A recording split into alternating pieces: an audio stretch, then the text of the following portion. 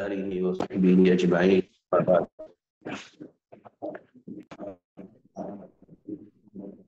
ریاض الصالحین جلد اول کی یہ درس ہے جس کے اندر انشاءاللہ تمام ظاہری اور باطنی اعمال، اقوال اور احوال میں اخلاص اور حسن نیت، اخلاص یعنی خالص کوئی بھی عمل کیا جائے تو اللہ کے لیے، اور حسن نیت یعنی خالص نیت کے ساتھ، اچھی نیت کے ساتھ کی جائے، اس کے اوپر یہ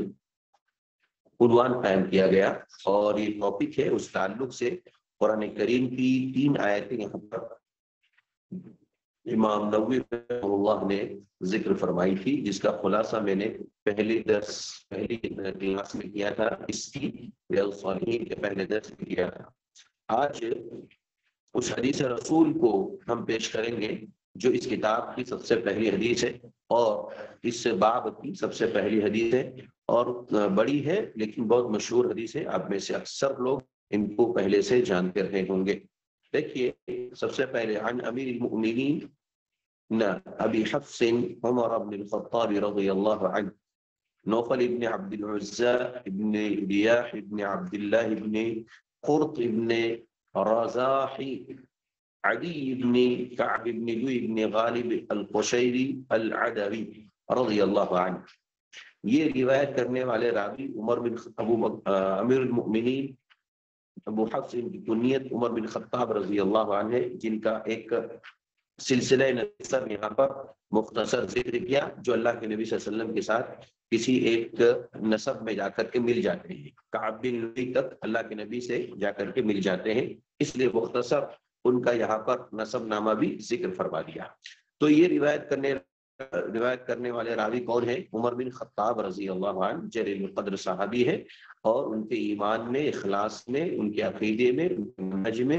خلوص اور حسن نیت کے بارے میں کوئی شک نہیں ہے۔ اتنے جلیل قدر صحابی، عظیم المرتبت صحابی رسول حدیث کو روایت کرتے ہیں، فرماتے ہیں قال کہ سمعت رسول اللہ صلی اللہ علیہ وسلم، عمر بن خطاب رضی اللہ عنہ فرماتے کہ میں نے اللہ نبی صلی اللہ علیہ وسلم کو فرماتے ہوئے سنا۔ کیا کہہ رہے تھے آپ فرما رہے تھے انما الاعمال بالنیات،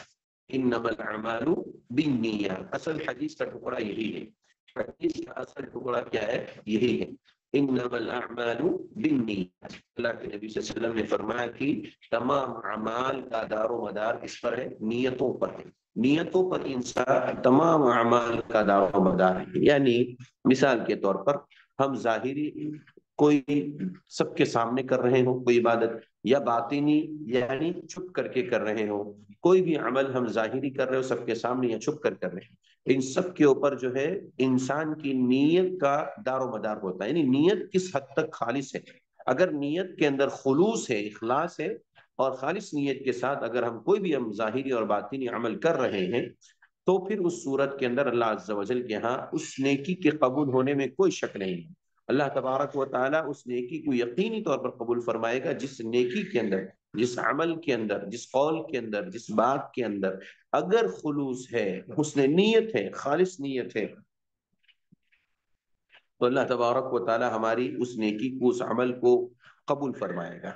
اس کے بعد نبی کریم صلی اللہ علیہ وسلم نے آگے نیت کی خرابی اور گڑبڑی کی بات کی، فرمایا کہ وَإِنَّمَا لِكُلِّ امْرِئٍ مَّا نَوَىٰ، یقیناً ہر ایک انسان جو نیت کرتا ہے وہ اس کے لیے، ہر ایک انسان کے لیے وہ ہے مَا نَوَىٰ، جس کی وہ نیت کرتا ہے۔ یعنی انسان جس چیز کی نیت کرتا ہے، مثال کے طور پر عبادت کر کے وہ چاہتا ہے کہ میں اللہ کی رضامندی حاصل کر لوں، نیک اعمال کر کے وہ چاہتا ہے کہ میں جنت کی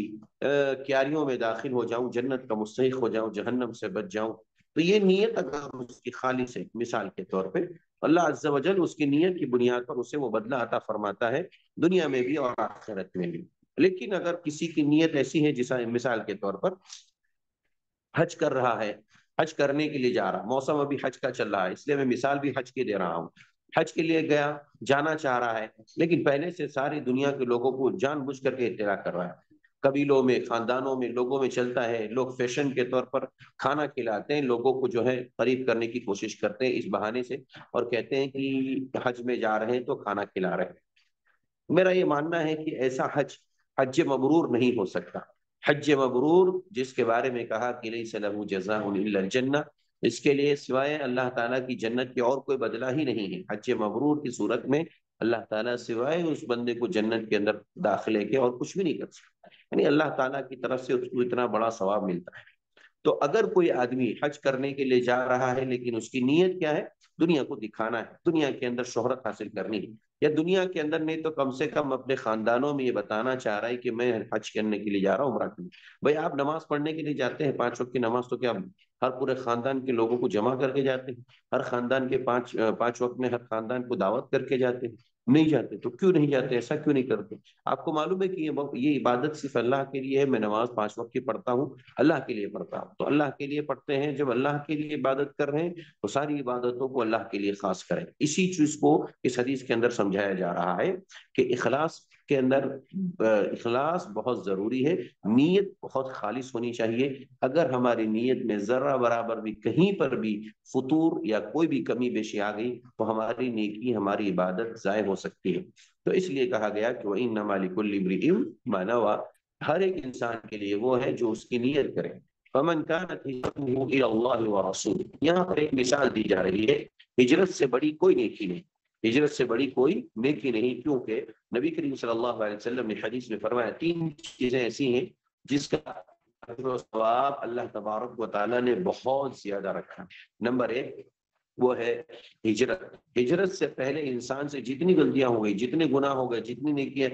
برائیاں ہو گئی، سب اللہ تبارک و تعالیٰ ان گناہوں کو کیا کر دیتا ہے؟ مٹا دیتا ہے ہجرت کرنے سے۔ ان الاسلام یہدم ما کان قبلہ، جس طریقے سے اسلام لانے سے، اسلام سے پہلے کے تمام گناہوں کو اللہ معاف فرما دیتا ہے، ایسے ہی وَأَنَّ الْهِجْرَةَ تَهْدِمُ مَا كَانَ قَبْلَهَا، اللہ کے نبی نے فرمایا کہ ہجرت اپنے ما قبل کی تمام غلطیوں کو، تمام گناہوں کو ختم کر دیتی ہے۔ اسی طریقے سے حج کے بارے میں فرمایا وَإِنَّ الْحَجَّ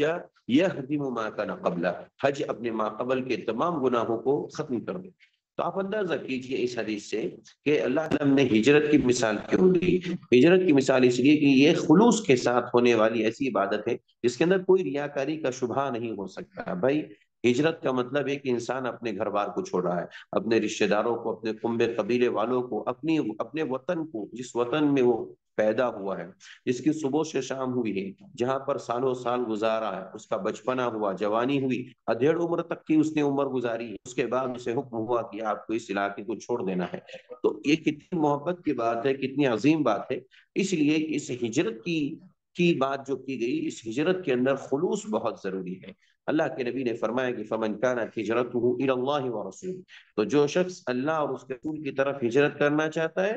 جس کی ہجرت اللہ اس کے رسول کی طرف ہے، وَهِجْرَتُهُ إِلَى اللَّهِ وَرَسُولِهِ، مطلب ہے اخلاص نیت اس کی خلوص کے ساتھ ہے، یعنی اللہ کے لیے ہجرت کر رہا ہے، رسول کی خاطر اس نے ہجرت کی ہے، تو پھر اس کی ہجرت اصل ہجرت مانی جائے گی، جس کی فضیلت میں نے ابھی آپ کے سامنے رکھی کہ اس سے پہلے کے تمام گناہ اللہ معاف فرما دیتے۔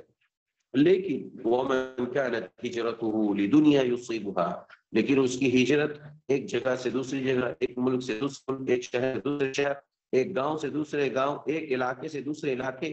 ہجرت ہو رہی ہے کس لیے؟ لِدُنْيَا يُصِيبُهَا، دنیا کے خاطر، تاکہ دنیا اسے ملے، دنیا کے خاطر وہ ہجرت کر رہا ہے۔ او امرأة ينكحها، یا یہ کہ وہ ایک علاقے سے دوسرا علاقہ چھوڑ کر کے جا رہا ہے تاکہ وہ کسی عورت سے نکاح کرے، شادی کرے، تو پھر فہجرته الى ما هاجر الیہ، نبی کریم صلی اللہ علیہ وسلم نے فرمایا کہ اس کی ہجرت اسی کے لیے ہے جس کی اس نے نیت کی۔ مثال کے طور پہ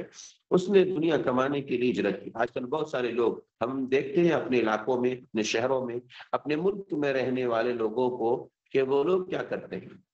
ہم ہندوستان میں رہتے ہیں مثال کے طور پر، بعض لوگ پاکستان میں، بعض لوگ بنگلہ دیش میں، بر صغیر میں، کہیں پر بھی رہتے ہوں، وہ لوگ کیا کرتے ہیں، وہ لوگ اپنے دنیا کے مفاد کو لے کر کے، اپنی دنیا کی دنیاوی چیز، دنیاوی اعتبار سے اچھے اور آگے بڑھنے کے لیے وہ لوگ کیا کرتے ہیں، ملک کو چھوڑ دیتے ہیں، اپنے ملک کو چھوڑ کر کے یورپین کنٹریوں میں چلے جاتے ہیں جہاں مال زیادہ ہے، یا جہاں پر بچوں کی تعلیم کا معاملہ اچھا ہے، یا بچوں کے لیے اس میں جو ہے آپشن زیادہ ہے، تو وہ لوگ کیا ہے وہاں چلے جاتے ہیں۔ تو سوال یہ ہے کہ ان کا وہاں جانا بہتر ہے یا صحیح ہے کہ یا نہیں، یا یہ ہجرت جو ان کی یہاں سے وہاں ہو رہی ہے، کیا یہ واقعی اس کے اوپر ان کو کوئی ثواب دیا کوئی جواب نہیں دیا جائے گا، اس لیے کہ انہوں نے جو یہ ہجرت کی یا ایک ملک سے اپنا ملک چھوڑ کر کے دوسرے ملک جا کر کے انہوں نے رہائش اختیار کی ہے، دراصل اس کے اوپر ان کو کوئی ثواب نہیں دیا جائے گا۔ کیوں نہیں دیا جائے گا؟ اس لیے کہ ان کی ہجرت دنیا یصیب ہوا، دنیا کمانے کے لیے تھی، اللہ نے ان کو دنیا دے دی، اس کے اوپر ان کو کوئی ثواب نہیں دیا جائے گا۔ اسی طریقے سے کسی خاتون سے نکاح کرنے کی خواہش رکھ کر کے کوئی مرد اگر اپنے علاقے کو چھوڑ کر دوسرے علاقے میں جا کر کے رہائش اختیار کرے اور سمجھے کہ میں مہاجر ہوں، میں ہجرت کر کے آیا ہوں، تو اس کو بھی کوئی ثواب نہیں دیا جائے گا، ہجرت کا کوئی ثواب حاصل نہیں ہوگا، اس لیے کہ اس نے دنیا کے خاطر، یہ دنیا کا مسئلہ ہے، شادی کرنا بھی دنیا کا مسئلہ ہے، اس لیے اس کی نیت خالص نہیں، اللہ اس کے رسول کی طرف ہجرت کرنے کی اگر نیت ہے تو پھر اس کو اس کے اوپر ثواب دیا جائے گا۔ باقی دنیا اور دنیا کی جتنی چیزوں کے حصول کے لیے اگر کوئی آدمی ہجرت کر رہا ہے تو پھر اس کا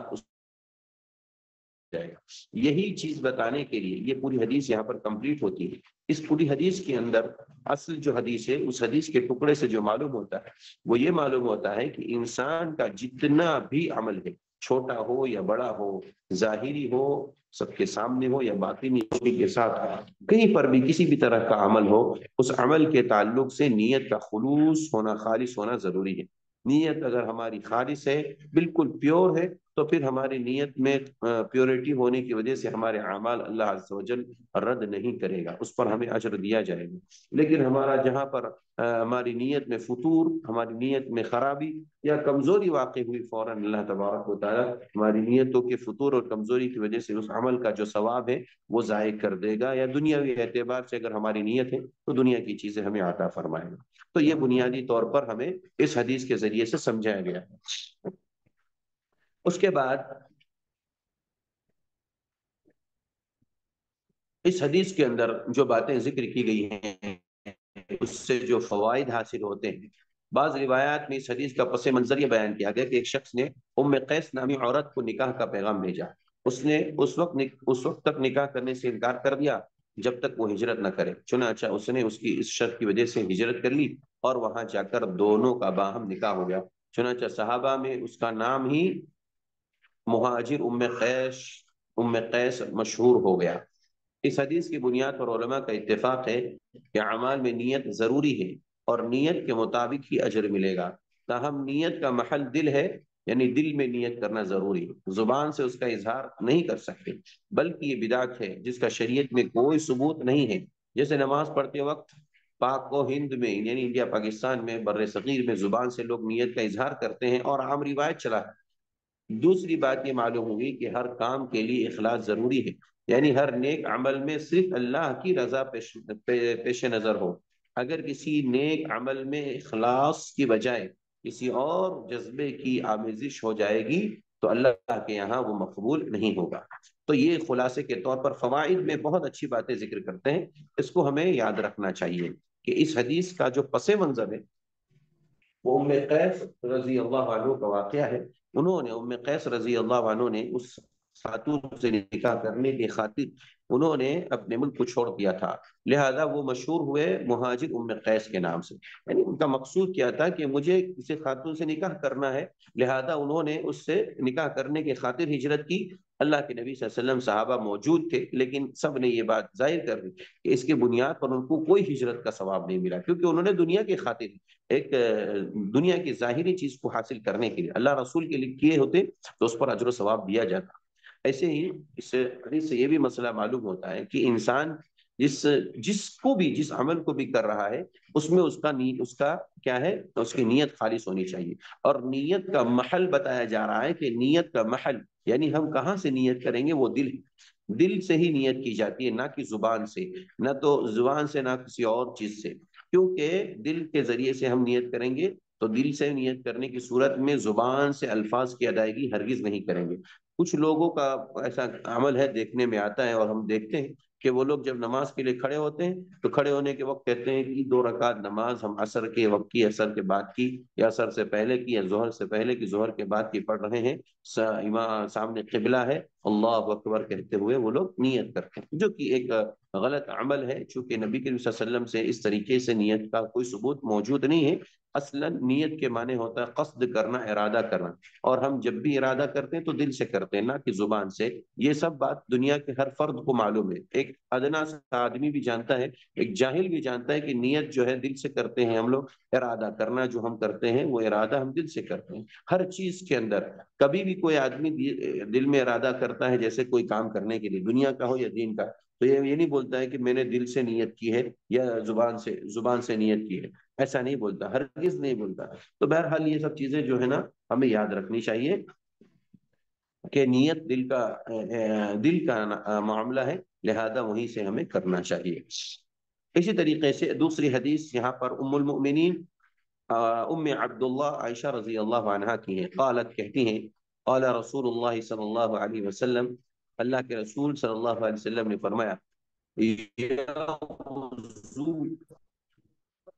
جیش الکعبہ، ایک کعبہ پر ایک لشکر چڑھائی کرے گا۔ یہ قرب قیامت کی ایک نشانی صلی اللہ علیہ وسلم نے اس کی پیشین گوئی فرمائی، وہ یہاں پر ذکر کی جا رہی ہے کہ یغزو جیش الکعبہ، ایک لشکر خانہ کعبہ پر حملہ کرے گا اور خانہ کعبہ پر چڑھائی کرے گا۔ فَإِذَا كَانُوا بِبَيْدَاءَ مِنَ الْأَرْضِ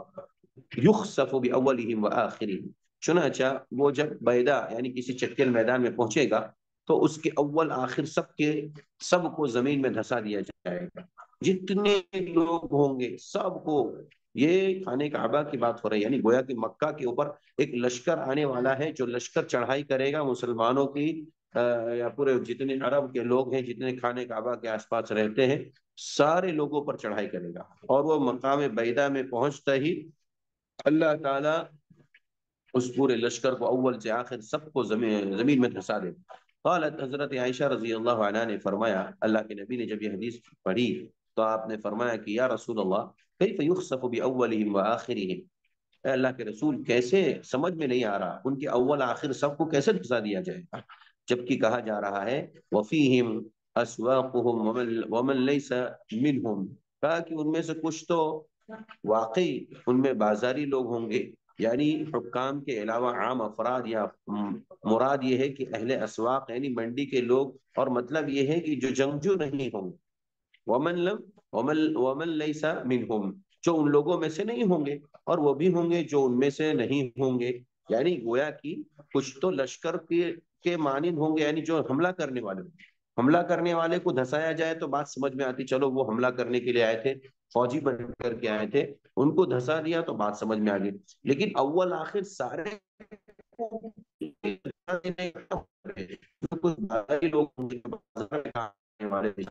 جو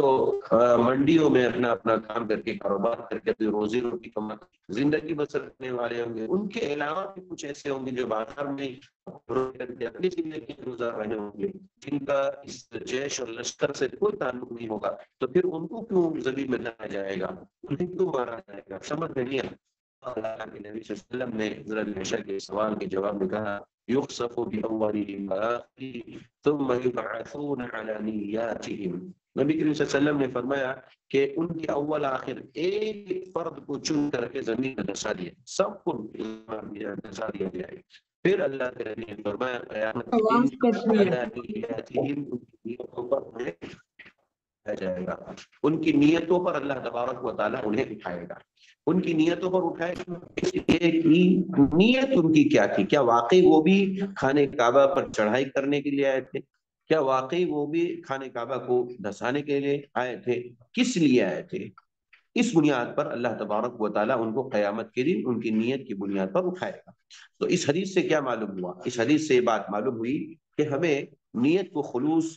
خالص رکھنا چاہیے، اور ایک ایسا بھی وقت آنے والا ہے کہ جب انسان اپنی نیتوں کی بنیاد پر قیامت کے دن اٹھایا جائے گا، اور اس کی نیتوں کی بنیاد پر اس کے ساتھ حساب و کتاب اچھا اور برے کا اس کے معاملات کیے جائیں گے۔ تو ہم سب اس معاملے میں اپنے آپ کو محتاط رکھیں، کلیئر رکھیں، نیت ہماری خالی ہونی چاہیے،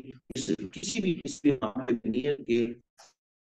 کمزوری واقع نہیں ہونی چاہیے، ورنہ ہماری نیت اگر خراب رہی تو پھر ہمارے یہاں اللہ عز و جل یہاں ہماری پوچھ ہوگی اور ہم ذلیل ہوئے سزائیں ملیں گی. نیکسٹ.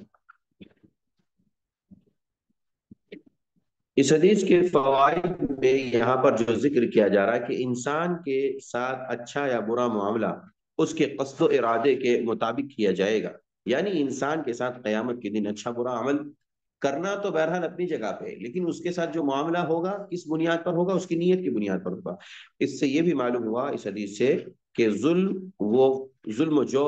و فجور کے مرتکبین کی مصاحبت اور ہم نشینی نہایت خطرناک. کیا مطلب ہوا؟ یعنی ایک آدمی ظلم کر رہا ہے، ایک قوم کسی پر ظلم کر رہی ہے، اسی طریقے سے کسی کے اوپر فتنہ فجور کا کام کر رہی ہے، اس کے اندر وہ ملوث ہے. اب کوئی آدمی ان کے ساتھ رہنا پسند کرتا ہے، ان کی مصاحبت یعنی ان کا قرب، ان کے ساتھ اٹھنا بیٹھنا اور ان کے ہم نشی بننا چاہتے ہیں، ان کے ساتھ رہنا چاہتے ہیں، تو یہ عمل بہت ہی خطرناک ہے. اس حدیث سے کیا معلوم ہوا؟ کہ معلوم یہ ہوا کہ ایک آدمی، ایک قوم کسی کے اوپر ظلم کر رہا ہے. اب مثال اس کے میں دیتا ہوں آپ، جیسے ابھی فی الوقت کے لیے فلسطین کے اوپر جو حملہ کرنے والی قوم ہے وہ اسرائیل ہے. اسرائیل نے کتنے مظالم ڈھائے، غزہ کو ختم کر دیا اور فلسطین کو ختم کرنے کی پوری ناپاک کوشش کی. یہ جو ظلم ہو رہا ہے اس کی مصاحبت کے لیے، یعنی فلسطین یہ اسرائیل کی مصاحبت اور دوستی اور ہمنشینی کے لیے ایک طرف جو ہے امریکہ کھڑا ہے، اور بعض لوگوں نے دیکھا کہ بعض شیعہ حضرات ایران اور عراق والے بھی اس میں شریک ہیں، جبکہ بعض دفعہ جو ان کے مخالف میں بھی شریک نظر آتا ہے. تو یہ جو ظلم کر رہے ہیں مسلمانوں پر، جب ان کو دھسایا جائے گا تو ان کی نیت کی بنیاد پر ان کے جتنے ساتھی ہوں گے، ان کے ساتھ رہنے والے جو ظالمین ہیں، گرچہ وہ اس میں شریک نہیں تھے، ان کو بھی دھسایا جائے گا. اس لیے بہت محتاط رہنے کی ضرورت ہے، اپنی نیتوں کو خلوص کے ساتھ رکھنے کی، اور ایسے لوگوں سے جو ظلم و زیادتی کے مرتکبین ہیں ان لوگوں سے اپنے آپ کو دور رکھنے کی ضرورت ہے. آج امت کے اندر یہ چیز بہت زیادہ چل رہا ہے، بہت معاملہ چل رہا ہے. ایک ظالم ہے، اس ظالم کو ظالم نہیں کہتے لوگ، اس ظالم کو ظلم سے روکنے کے بجائے اس کی تائید کرتے ہیں، اور اس کے ساتھ کھڑے رہ کر کے مظلوم کے اوپر مزید ظلم ڈھانے کی کوشش کرتے ہیں. ایسے لوگوں کو اللہ عز و جل کے اس حکم کی روشنی، حدیث کی روشنی میں اپنے آپ کو ڈرا لینا چاہیے، وگرنہ ایسے لوگوں کا انجام بھی ویسے ہی ہوگا. کہتے ہیں یہ کون سا لشکر ہے اور اس کا وقوع کب ہوگا، اس کا علم صرف اللہ کو ہے. یعنی یہ کون سا لشکر ہے جس کے بارے میں نبی کریم صلی اللہ علیہ وسلم نے پیشین گوئی کی، یہ کون سا ہے اس کے بارے میں کوئی علم نہیں ہے، صرف اللہ جانتے ہیں، یہ غیب کی بات ہے. اور اس کا وقوع کب ہوگا، یعنی کب واقع ہونے والا، یہ لشکر کب حملہ کرے گا، خانہ کعبہ پر کب حملہ کرے گا، اس کے بارے میں بھی صرف اللہ کو علم ہے. یہ نبی کریم صلی اللہ علیہ وسلم کی پیشین گوئی امور غیب سے ہے، نبی کریم صلی اللہ علیہ وسلم کے معجزات میں سے ہے. اللہ کے نبی صلی اللہ علیہ وسلم نے اس پیشین گوئی کو اللہ کی مرضی اور اللہ رب العزت کی بتائی ہوئی باتوں کے ذریعے سے ہی آپ نے بتایا، لیکن قطعیت کے ساتھ یہ نہیں بتایا کہ کب واقع ہونے والا ہے. جن کے وقوع اور صداقت پر ایمان رکھنا ہمارے لیے ضروری ہے. یعنی ہم اس بات پر ایمان رکھتے ہیں کہ ہمارے نبی نے یہ بات بتائی ہے تو پھر یہ یقینی طور پر واقع ہو کر کے رہے گا. اگر ہمارے نبی صلی اللہ علیہ وسلم یہ چیز نہ بتاتے تو ہم اس پر ایمان نہیں رکھتے، لیکن ہمارے نبی نے ہمیں بتایا ہے تو یہ واقع ہو کر کے رہے گا، اور اس کی صداقت اور سچائی پر ہمارا ایمان اور یقین بھی ہے. اس لیے اس قسم کی پیشین گوئیاں وحی الہی پر مبنی ہے. یہ اور اس طرح کی جتنی بھی وحی ہوتی ہے، باتیں ہوتی ہیں اللہ کے نبی کی، یہ سب وحی الہی پر ہوتی ہے، یہ وحی الہی کو ثابت کرتی ہے. معلوم کیا ہوا اس حدیث سے کہ انسان جس نیت کی بنیاد پر کسی کی طرح شریک ہوتا ہے اسی نیت کی بنیاد پر اس کو اٹھایا جائے گا. لیکن اگر کوئی ظالم ظلم کر رہا ہے لیکن وہ تائید نہیں کر رہا کہ بہتر تو اس کے ساتھ ہے، اسی ظلم میں وہ بھی شریک ہے، اللہ عز و جل ایسے لوگوں کو زمین میں دھسا دے گا، زمین میں ان کے ظلم کی بنیاد پر دھسا دے گا. پھر قیامت کے دن اللہ عز و جل ان کو دوبارہ جب اٹھائے گا، ان کی نیت خالص تھی، ان کا مقصود مظلوم کو نقصان پہنچانا نہیں تھا، تو پھر اللہ تعالیٰ ایسے لوگوں کو کیا کرے گا، محفوظ کر لے گا، بچا لے گا. اس بات کی طرف وضاحت کرتے ہیں. یہ دو خاص طور پر جسوں کو آپ ذہن نشی کر لیں، اور ہر کام میں، عمل میں، ہر قول اور فعل میں اپنی نیت خالص کریں. یہ اللہ شیخ آپ کی وائس بہت بریک ہو رہی ہے.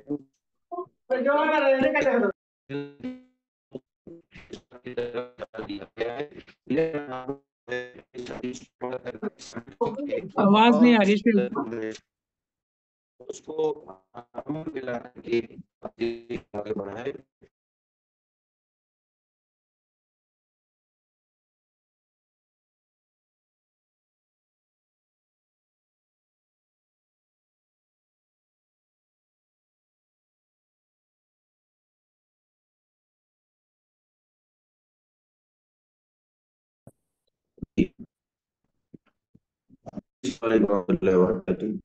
یہ دونوں حدیثوں کا خلاصہ میں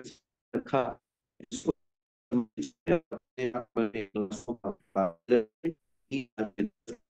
آواز کٹ رہی ہے. آواز برابر کمپلیٹ اور کلیئر ہو جائے گی. ٹھیک ہے, آج ہم کلاس کو یہی اینڈ کریں گے کیونکہ یہاں نیٹ ورک ایشو ہے جس کی وجہ سے میں آپ لوگوں سے معذرت خواہ ہوں. ٹھیک ہے.